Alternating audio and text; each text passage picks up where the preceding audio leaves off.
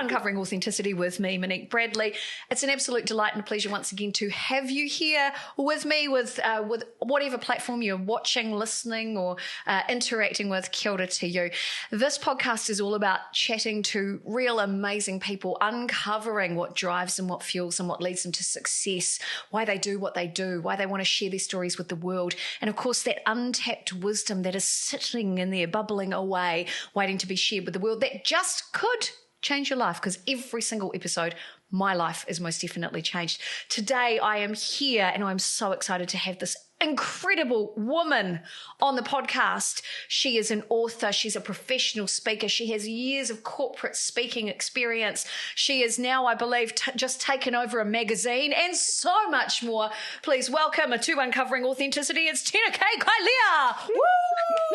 I give myself a pat. Thank you. So excited to be here. Yeah, because you talk about that practically in your book. We're full of ourselves. We're allowed to. Why not? And what I'm doing is I'm trying to manifest a huge audience, like a stadium-sized arena of people, like we're having a live chat show experience on stage. So it all starts from the present moment, right? Yeah, it does. So Tina, you are an enigma wrapped up in a riddle. You are just so interesting to me. We first met through you coming in as a guest at Professional Speakers Association, probably 2 meetings ago, maybe 3 meetings ago. And from the day one you walked in, and as soon as you walked in, you were wearing all of this. And I went, oh, hello, she's one of me. I'm one of her. We are the same. Yep. What's going on? Tell us about you. You've got such a journey, such a journey. Where did you come from? I came from Germany, 1999. I set foot on here after 3 months of backpacking in the Pacific, and I thought it was spring here. It wasn't. And I had a job offer here and packed it all up, and I was meant to go to Dubai for a while. That's where I used to do a lot of work, and had a job offer to New Zealand and decided it's on my bucket list. Let's go. Watch the Air New Zealand Pokari Kariana promotional video, and that was me. I'm sold. Sold through one video. Yeah. I love that. But getting to that point, there's a bit of a journey, and you talk about this in your, by the way, I'm going to give a shameless plug for your book. Yes, please. This amazing book right here, Corporate Rewilding, which we'll give you the details at the very end. You need to read it. That's all I'm going to say. But there's a bit of a journey to getting to New Zealand, and you've had quite a few career moves. You've had a lot of awareness around who you are, how you show up, all the stuff that I love. I think this is juicy self-awareness stuff. Yeah. Tell me about your journey. Well, my journey was one of a wild child that was boisterous, boyish, and all those things, everything that I wasn't supposed to be. And I didn't notice at the time because, up until you're 7 or 8, you do you. I was riding horses in the forest and, or doing all the wild stuff. And then I had a moment where my father told me something at the swimming pools when I was a little girl back in Germany, and he said, you need to suck your stomach in. You're getting a gut. So that little girl, that wild one, dimmed her light, sucked her stomach in, and it has affected the trajectory of my life in parts that I wasn't aware of. And I love my father dearly. He passed away in 2017, and he wasn't meaning me any harm. It was just a statement. But to me, I showed up differently in life. And then when you look at a young woman, puberty, school, never one of the it girl. All I wanted at the time was fitting in. And I was really, really scrutinizing myself of trying to feel good enough. Now, you put this into a environment where, in Germany in the early 90s, I guess the environment I was in was a family-owned business, and it was rigidly managed by the CEO and his sidekick. The options I had for career moves was a secretary or admin person or receptionist. I read that in your book. I was mortified. But then, of course, I've come from a different culture. Yeah. Wow. What was that like for you, knowing that was your only option? I didn't like it. Did it make you angry? I did. And I said, well, that's not my career move. I actually wanted to do graphic design before computers actually existed. And my parents said, there's no money in the arts. You're going to do something decent. Go into an office. You always have a job. And I went to business school, which is probably not a bad thing because I learned a lot of things and it got me places. Yes. But I rebelled against that whole, this is your box and you need to stay in it. Wow. And I always wanted to go other places. So I had this flamboyant woman in my company. Yep. She was my first original wild woman. She had flaming red hair, 9-inch heels. She handled the Middle Eastern area. And we sold number plates. So this was a male-dominated industry. Yeah.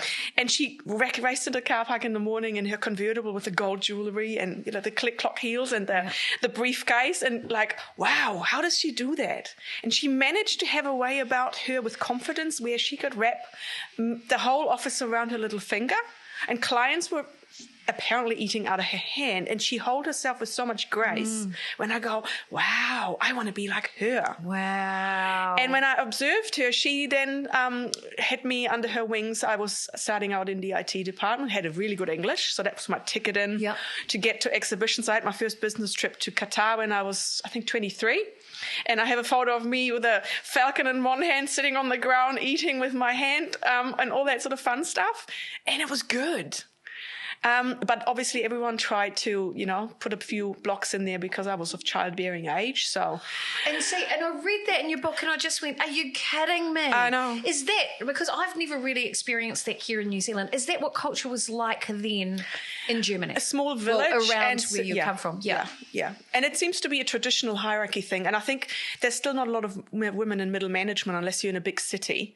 And it's not laid out to be having children and a career. It's either one or the other, dare I say it. So I knew I wasn't fitting in, but I didn't know why I wasn't fitting in. I was just seen as someone who puts their head down and goes right through the wall. If you tell me it can't be done, to go, underestimate me, that'll be fun. Beautiful. Yeah, I'm always, what's that? The front door's closed. Let me just creep in through a side window. Yeah, I agree. And singing My Way by Sinatra along the way with a Pinot in the hand. That's kind of my vibe. Pinot. I wasn't like that when I was that age. And then I had the job offer to New Zealand. So when I got here, it felt like someone had taken a brick off my chest. Was that because you had an opportunity? You'd left behind all of those preconceived ideas of who you should be with those people, and you had a fresh start. You could shape who you wanted to become. No one knew me. Yes, and I didn't know anyone. And obviously the language thing was not as easy. The Kiwi accent threw me, so I had a lot of, suppression of voice. I couldn't express my humor and all my quirks and all that. It took 2 or 3 years and a lot of me putting my foot in on occasions to go. And I know. I once mixed up the word circumventing and circumcising in a conversation with a man. I'm sorry, but that is so Wow. I know. And the office laughed. I had no idea what I said. I was going to say, was that met with a lot of laughs? And I had an old sales gentleman come to me and lean forward and go, "Dear, how do you circumcise a whale?" And I go, "What is he on about?" And he goes, "You use foreskin divers." And the office laughed even more. I had no idea what he said. And there was no Google at the time. I had to look at the dictionary and I go, holy mackerel. So there's a few quirks when you go and employ German. Course, while you may have the language fine, it's the local knowledge of that language. It's the conversational skills. It's the in-house jokes, the cultural jokes that you wouldn't have access. No, I had no idea. You didn't grow up with New Zealand humour. No. Wow, so you literally had to learn another language effectively. And then the accent, obviously. People say, "Oh, you sound like straight from the set of Hogan's Heroes." I said, "What is Hogan's Heroes?" Oh, wow. So the accent has really, prevented me for a while to gain confidence and speak up. But obviously the story caught up with me eventually because I ended up loving the entrepreneurial spirit. I ended up working my way up into positions where I could have only dreamed of in Germany. I loved it. I used to go around the world. Intertraffic was an exhibition in Amsterdam we used to do. I was in Dubai, in Singapore, Malaysia, and all those fun places. And I really loved it. I was 6 weeks at the time traveling on a round-the-world ticket and visiting clients and setting up new markets. So for most people, that's just the dream life. It was, until it wasn't. Because the stress eventually, I made the move from manufacturing into publishing. And I wanted to be creative. I wanted to write and, edit. And you are a creator by nature. Yes, I get that about you. I mean, look at the way you show up today. This is a creation of its own. Yeah, that's the wild me. Yeah. But back when I started, I thought, well, it's an into publishing. And I ended up looking after distribution and more of the financials and the growth. So there was a lot of attention to detail and spreadsheet, which is my nature. They used to call me flowchart. I know. And I was playing that part for a while, Mm-hmm. but it was sucking the soul out of my creativity. And when the GFC hit, advertising and media wasn't a good place to be. No. And my not good enoughness that I inherently tried to prove myself in something, I was handed a general manager role, which was amazing. And I thought I made it, 6-figure salary, off to New York and all those kind of things. But I didn't say no to a lot of things. So I was ending up doing 60-hour weeks. And eventually the whole stress of being paired with a narcissistic boss at the time was a disaster. And eventually I came to grips with the fact that busyness is not really good for the female body. It's not good for anyone. It's not good for anyone. But on us in particular. And I sadly lost 5 pregnancies in that whole thing. And my big thing at the time was, why does no one talk about it? It was literally silenced in the office, and I overheard my boss, and I've written about this. Yes. I actually heard him say in the corridor, last time that happened, she didn't take as much time off. So that was the final straw. Wow. Yeah. And then when I spoke about it eventually, people were like, oh, I had 2 and I had 3. And why does no one talk about it? So my mission at the time was to create a space for women to actually speak up what it really feels like. Because we tend to sanitize that whole subject because no one has seen it.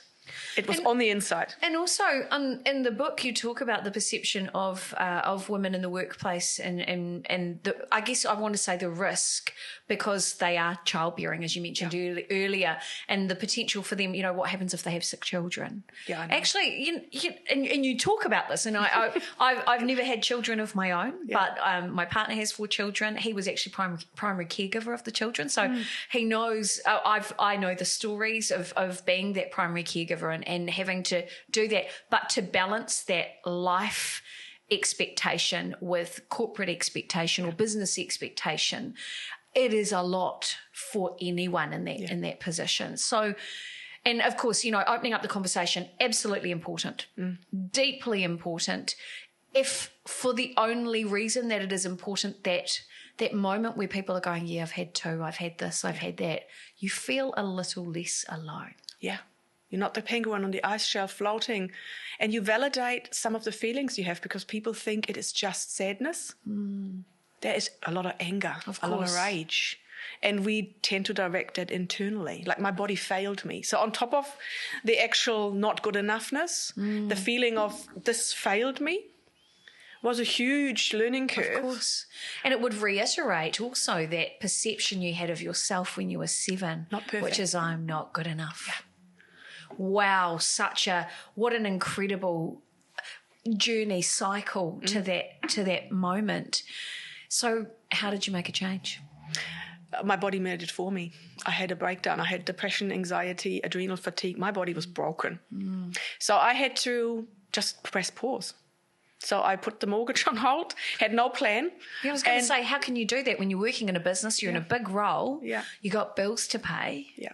How did you do that? You just literally stopped? I just stopped. I mean, I was doing, I started doing cakes when my son was little. And that was, again, a creative outlet. I was doing, modeled the family cat and the husband's car, those kind of really creative things. So you found the thing that fuels you. And it was my happy place. Yeah. And I decided, well, I ran a company of 80. I'm going to set this up for myself so I can do this at home. I had one son in between those miscarriages who is now 14. Wow. And I've ran a boutique cake studio for a while. And that was my happy place. I was just in my kitchen, didn't have to go anywhere. And that healed me. But I also realized that there were certain things inside of me that I call shadow work or anything that's in the subconscious that was actually me because there was no one else that I could have put the blame on it. So everything was happening to me. And there was a bit of being brutally honest with yourself that certain things I needed to actually call my own bullshit. That wasn't a pretty process. And I realized that because my big question was, why has this all happened to me? Why? And that why was partly because I didn't listen to my body's emergency responses. I didn't hear the Mayday call. Because other things were louder? Do you think or took more of your attention? I think I didn't have the time to stop and be still, to actually listen to it. I forgot what it's like to not do and not go all the time. For a creative persona like you and like me, I have a hugely creative mind as well, and it never stops. That buzzing of busyness is so constant that it is really challenging to find stillness in any given moment. Yeah. So I really looked at my life and changed, because I saw people doing other things, that how do they pull this off? They have careers or businesses and they seem to be zen all the time and all these sort of things. Is it real or is it the media? Who knows? Yeah. Who knows? But that's what you were aspiring to. Yeah. It was actually the karate that I do that came out of it. Okay, so this is where I said at the beginning of this, I telegraphed it, you're an enigma wrapped up in a riddle. You don't just do karate for the fitness. You're actually a black belt, aren't you? You're a big deal. Yeah, don't let the big booty fool you. You're amazing. You're amazing. There's a lot of strength in a big booty. That's all I got to say. Yep. It's very mentally refreshing, because you cannot think of anything else, because you either get hit or you forget what you're doing. So that's the only, when you go to the gym, you go on the treadmill and you're passing the day. You're watching reality TV, you're doing whatever. And same with yoga. Meditation, for me, from someone who comes out of corporate burnout, to go, okay, be still, be still, be still. Everything goes bap, bap, bap, bap, bap, bap. It's like being in a Muppet show. Not happening. Being neurofabulous, that's what my brain does all the time, I understand. So karate is the only thing that shuts my brain up. Believe it or not. And it's actually not designed necessarily to go out and fight. There are some styles who are like that. I don't like that particular style. I like the whole philosophy behind it. It's actually called the way of the empty hand. And it has a very spiritual practice with the yin and the yang. And because I'm in a female body, I can't spar like a man. Lesson learned on that one. No matter what I do. Yeah. So I have it with a smile. When I spar with a testosterone-laden 18-year-old, I go smile and I move, and it throws them. And I look them dead straight in the eye, which makes them nervous. They go, okay, let me. The fighter intelligence comes through. But what it did to me was, because breath work and anything that you draw from deep within can sometimes be a catalyst where someone just pulls the cork off. And when you look at breath work as a practice, people tell you sometimes that they had this huge thing happening to them because you unlock the trauma that's in your body, which is something where my life really changed. But for me, that happened in a karate class in front of my entire dojo when I was looking at the mirror. A kata is a sequence, like a choreography. Yep. For those who don't know. But I was drawing breath after breath by doing the movements, and I could just not stop crying. I started to completely unravel. And my sensei was looking, I was like, what on earth is going on? And I just sobbed. So there was years and years of suppressed grief that was just like someone unplugged it, and it just came all out. And I realized, because I had no idea what has just happened to me. Yeah. And then I started looking into trauma and how the body holds trauma. Yes. I didn't acknowledge that losing 5 babies is trauma to the body. Oh, wow, really? I sit here holding space for that. Yeah. You're just going, I ignored it. I cannot even begin to think, first of all, of the chemical, I want to say a swear, shitstorm going on in your ear, because I never normally the roller coaster the roller coaster that you go through, and that chemical level or biochemical level, but the physical toll of a miscarriage. Yeah. The fact that, I've supported many friends through that process as well. The effect on the body. Why do you think you didn't acknowledge that? Because no one sees that you're pregnant in the first place. My miscarriages happened all around the 11, 12 week mark. Oh, wow. So you know what they say? Don't tell anyone you're pregnant. Wait till you're over the safe zone. That sets you up to not having anywhere to go, because you don't certainly tell people at work, especially not in a global financial crisis in a media business, when you're having a senior role. So I was holding it all in and go, okay, harden up. And the doctor said, wait 3-4 months and you can try again. Oh. And I decided, well, it wasn't meant to be. And that was my answer to everything. And then the anger came through when I had a lot of unsolicited advice from people when I did open up. Yeah. And that's when the anger comes in that no one really talks about. You get really pissed off. Because I didn't ask. Someone said to me, it wasn't your baby. I go, it was my baby. I carried it. How could they say that? And then things like, you let nature take its course. I don't want to be too graphic, but that doesn't look, that sounds very kumbaya. There's a lot more gory details involved when nature takes its course. And actually, you talk about this, and I was quite surprised when I read the book. I was so surprised, and I felt honoured as a reader to hear you, because I was hearing, because when I'm reading it, I can hear your voice. Yeah. To hear you telling the story of going through you use the word evacuation in there. And you're very real about it. And I don't want to give too much away in about the book.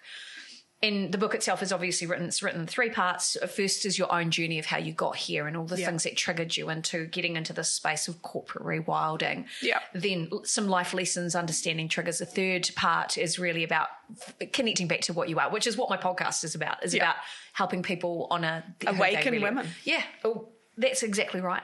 But I felt honoured that you could be so present with something that is deeply personal and deeply traumatizing. When you were writing that in the book, was that part of your healing process, or was it why did you share so much detail? Because, and there's parts that you go, I'm not going to share anything else because it's a bit gory. Why? Because it needed to be said, and I vowed that one day I'll tell the story. And obviously my creative writing, I've used to freelance and do things. I really wanted to write a book one day. And I realized that this had to be the book for me. Any other book that I will write is going to be easy because this went deep. And one thing that I do in my capacity as a book, and I call it a book doula, not a book mentoring, because anyone can tell you can write a book in, 90 days and all that stuff. Yep. But no one holds you through the space. If it is your personal story, and it has to do with grief, trauma, assault, whatever might be happening. Yeah. It is such a deep space holding facility. And I do this in person when I hold women's circles in that capacity. For me, I was holding myself and then realized that book had me on my knees on more than one occasion. And I knew I wanted to finish this because other women will feel so seen and heard. And that's my journey. And I think that is a very liberating, and I call it the portal of becoming an author. It's I wouldn't say invincible, but there's so much healing in that. And I burned all the manuscripts once this was printed and let it all go. There was something really, really cleansing in it. And I knew that was my legacy.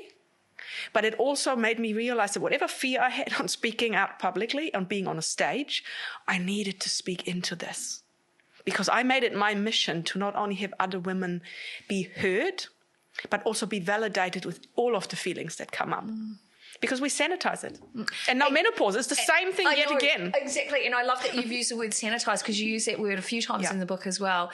And the fact that we don't go deep. One of the things that I've talked about, I speak regularly every week at my BNI group as an example, and I love it. And one of the things that I've talked about is because I'm in my BNI group, I'm in the communication coach sector, and I help people find their voice and feel more confident going on camera or coming on the podcast, having their own podcast, which Pete, who is behind the scenes today producing, he helps people do that. And so all of that stuff is really about that voice piece. But one of the things that people get surprised about is the fact that I struggle with small talk. I'm not great with small talk. I want to know what makes people tick. I don't want to sanitize stuff. I want to be real. And that's quite unusual, I think, particularly I come back to the corporate world because that's the world you've been playing in. And there's also a line around being authentic, being vulnerable, oversharing in that corporate space, and the perception of how you show up, how much is too much. I love, obviously I've done a bit of work studying around Brené Brown's work, which is really interesting. And she talks about the importance of vulnerability for authentic connection and things like that. And when I've talked about this in my keynotes, because my keynotes are about authenticity, storytelling, vulnerability, that sort of thing in that corporate space, people are like, oh, so should I be telling everybody about everything, Is that what you're trying to tell me? No. It's about finding what is your vulnerability, but I believe vulnerability feeds into authenticity. And there's what is so interesting about the book is how you've broken down all of these elements that contribute back to who you really are, which is what you're saying is this concept of rewilding. Yeah.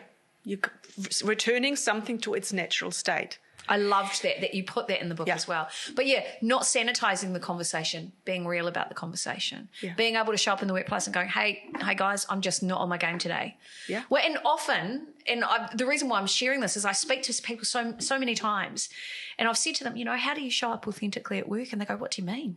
I said, put a mask on and carry on. That's it. And that's the problem. Who are you when you show up? And I had one woman I was coaching and she said, no, I'm pretty good at showing up authentically. I probably am authentic about 65%. I don't understand that, but then I've grown up with a very different set of circumstances and I'm just whatever this is. And I don't even define what this is anymore. Like you, hallelujah for that. I don't really have a label, I'm just like whatever You're shows just being up. you.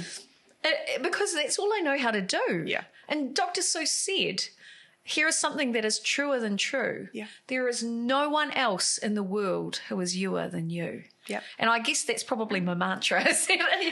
Well, Dr. Seuss has a lot of pieces of golden nuggets there. Doesn't he? So where I'm going with all this is, do you think, when it comes to sanitizing, I know that you are largely working with women, but do you think this is, and you talk about male-dominated businesses and things like that, and I know that your target market is, of course, women. Do you think this is right across both male, female, however people identify? Do you think this is an issue, the sanitization of our narratives and not showing up authentically? Is this a human condition, not just a gender-based condition? It certainly is, but I'm obviously living in this body, and this is why this is anything reproductively faced and hormone. We're not supposed to be the same person, so we're 28 different people. Hello.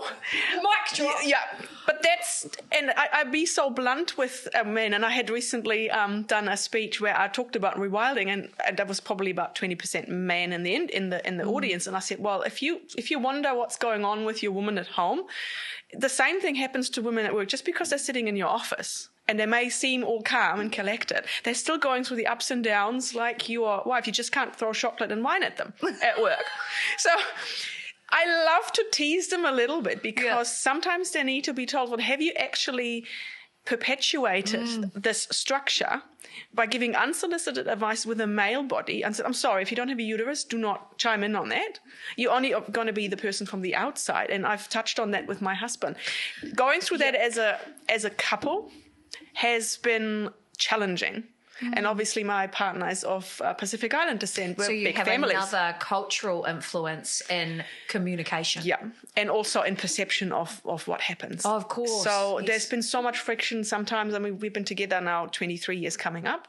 That we're still together through all of this has been remarkable. Yeah. And I actually had him read the part where I speak about that because I said to him, you need to read this because I'm going to put it out to the world.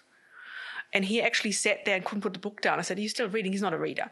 And he said, wow, I had no idea this was really what was like going on? that for you. Reading it compressed that many years later has given him some closure and a deeper understanding. Because at the time I had a 3-year-old toddler who was asking me, Mummy, why don't I have a brother or a sister? How do you frame that? So there's guilt, there's grief, there is self-hatred in there. And I don't want women to feel like that. It's okay to speak into this. And my big mission is when we go into corporate, we all have these things happening. It might be that we're looking after aging parents or we have a sick child. Could be any number of things. Divorce. We don't know what goes on behind the scenes. And I see so many networking functions with focus just on, hey, what's in it for me? And they all come in with the power suit and the title. I said, I hold space. And I do this on LinkedIn called Wild and Wise. And it is about come as the woman first and as the executive second. And let's really talk about what's going on. And at the core of it, when we're in the business world, people buy from people. Exactly. Especially in this AI world, the fleeting moment. This is why I'm a big fan of writing things in an actual physical book. It's not outdated. It's there forever. Your Instagram story and a few other things, they will just disappear. Gone in 24 hours. I know. That's right. And it's something really, it's the ultimate therapy and closure to have the courage to frame your story and really putting it out there because then nothing really scares you. So coming back to the book, because I loved it. You know, it's deeply autobiographical. There were so many things that stuck out. So I actually highlighted some quotes, and this is one we've already touched on. Yeah. Unfortunate, and I love this. Before we started the podcast, you were saying, I said to you that it was like Sex and the City, and the fact that I love Carrie Bradshaw, and I loved how she wrote, because she would speak to her audience, and when she was speaking to them, you were there with her. And your book does exactly the same. It wraps around you. You're in the pictures that we see. Your descriptions are so vivid. You've got such a gift. I love this. Unfortunately, I was also frequently being called away to help with other tasks, or as the CEO called them, specific tasks. I can't even say this. Specific tasks best suited for ladies. Ladies. Come on, Ken. Wow. Though, and you put in brackets, I kid you not, those were his words. Yeah. I can't. I mean, I know it exists. I have seen it firsthand. I have experienced it. I still laugh. Having worked in corporate myself, yeah. I still laugh at that. How do you feel even talking about that sort of thing, that experience now? It seems quite outdated. I'm pretty sure he drove home and put the moat up around the drawbridge around the moat. But it was literally perpetuated by all the males in middle and upper management, to the point where when I did move and left that place, they had a lovely leaving summer fest every year, and it was my last week. And we had that person and his sidekick going to say, hey, we're going to miss you. You could have had a fantastic career. And then they had a few. You could have had. I know, as the secretary. And that wasn't my jam. But the second in command had a few too many drinks. And I remember that moment so vividly. He put his hand around my shoulder and said, Miss Kapp, you know what your problem is? You're just a little bit too wild. You're like an Arabic horse. You would have just needed to be broken in. And I had a glass of wine in my hand. And then I remembered my grandmother's wisdom to go, you always meet twice in life. So I said, do I throw the wine in his face or not? And I go, no, I'm not going to lower myself to my level. So I turned around to him. I said, I hope you remember those words when you're sober tomorrow morning. And then the next day I picked up my pieces of paper and my contract and all that and walked out. And he saw me leaving and goes, oh, weren't you going to say goodbye? And I smiled at him. I said, I don't think I have anything to say to you. Fast forward 5 years after I moved here, because the company I started working for was a client of that former company. And Karma certainly sharpened her nails, because I ended up with the same title that he had on his business card, meeting him at the exhibition I used to organize and serve coffee at many years later at the same level. And he did not know what to do with it. So that was like, booyah! So good. So these things happen, and good. I smile at it, but it taught me not to really give in. If you know you have a gift and you're designed for bigger things, feel the fear and do it anyway. That's one of my favorite quotes. Yeah, same. Love it. So, I love it. Yeah, there's a few things to be said about Karma and old structures. Yeah. So I'm here to bust it up. There was another thing that really stood out, because as a keynote speaker myself, I talk about the power of stories. I talk about the fact that storytelling saved my life. Yeah. And effectively, you're saying a very similar thing, but for a very different reason. And I love this. I wanted to tell my story, because a lot of people say it's not about you and your story. It's about how you serve your people. I think we need a beautiful mix of your story, finding that nugget or that valuable moment in it, and how it can affect an audience. It's what we do as speakers, right? I wanted to tell my story and let it stand as a warning sign and a beacon alike. Why? Because the patterns I fell into are repeating itself in companies the world over. Yeah. Now there is, and I found this interesting because I look at business culture, and there is so much of a change and a transformation happening around inclusion, diversity.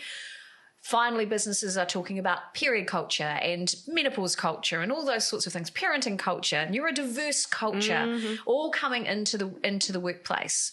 Do you think those patterns are changing, or are we still stuck way back west? I would love to challenge these things, because I see it all and we're all very vocal about them.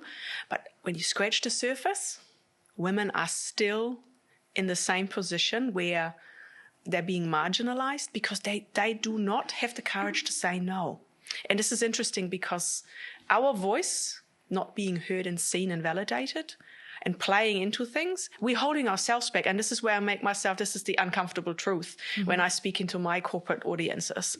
Yes, we have a gender gap, we have a pay gap, but we have an assertiveness gap. So if you don't own your voice and you do not set boundaries like you mean it, then it does come across like you're leaving yourself open to be picked on. And in self-defense, for example, coming back to my karate, the first thing that I teach women is actually not fancy moves that belong in a movie, but actually say no with conviction, like you feel that wave of your voice coming at them. Not from up here, but with all your might. So I can give the middle finger with both eyes. And when I walk down... That is so good. But I would venture a guess that if you look at me walking down the street, people will go, oh, no, I'm not going to mess with her. But that's a learned thing. I didn't used to be like that. Yeah. I wanted to fade in the background. And I literally said to somebody at some stage, they looked at me and goes, oh, they literally came at me, oh, can I touch that? And I'm not a cup. And I looked at him like, did you just say that? And I just smiled at him. I said, you could try, but I will break your nose. Wow. And he just looked at me. But I said it with a smile, not that I ever had to use it. But coming back to corporate, I think, and this is just my humorous side, but you can see the trigger happening with women who are established, badasses in their career. Yeah. They have the title and all the accolades. They're on boards. But are you still taking that little girl into the boardroom? Are you really playing full out? Or are you still worried about what your peers say to you? Are you the first in that boardroom to actually speak? Or are you waiting until all the males take their turn? It's very interesting to observe. Because I used to be on the other side, and I've done a lot of work in corporate in America, and I've seen women, they are empty shells in their corner offices. Sad. And they're actually not banding with each other. They actually feel like, oh, she could take my job. It's this comparisonitis. And I call it applied sisterhood, which is the woo-woo side I talk about. The woo-woo side in the back, But we are designed, and by anything in our society, we are pinned to tear each other down. The minute you call bullshit on that and you actually have real connections, you realize that together we actually have a lot of strength. But it's much more pleasant for everyone involved in the patriarchal structures, as I say, and to some degree corporate, because it's still a man's world. In you know, the CEOs of this world, 9 times out of 10, at least in my experience, there is still this, okay, we're wanting to break the glass ceiling. I hear that a lot. Yeah, I hear that too. And it means like you climbing up to push through it. I go, have you actually thought that you have the power to just, you know, bump it from the top down?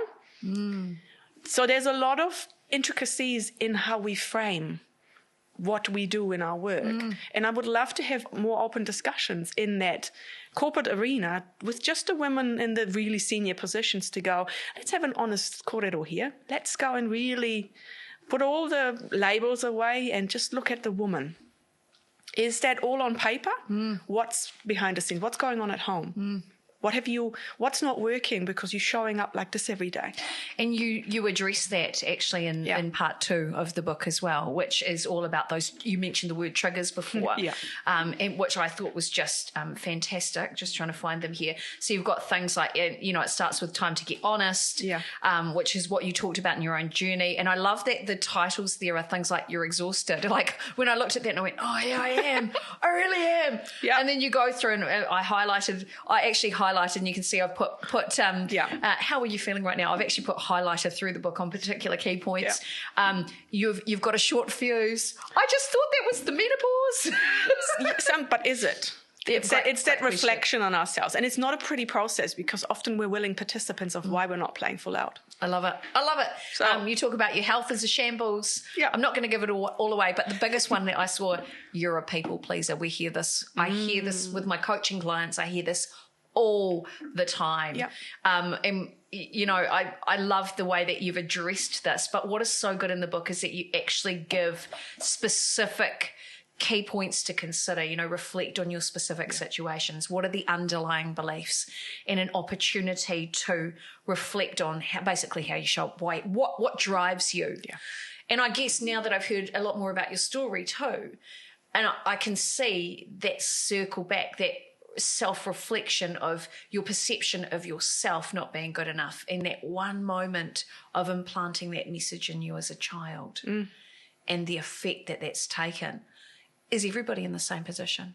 Possibly. Are we all a product of the narratives that have surrounded us? Yeah.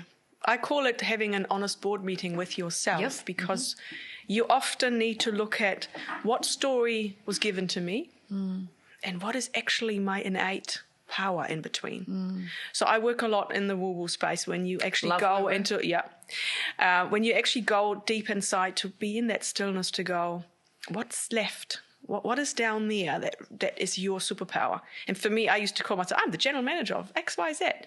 That used to be my identity.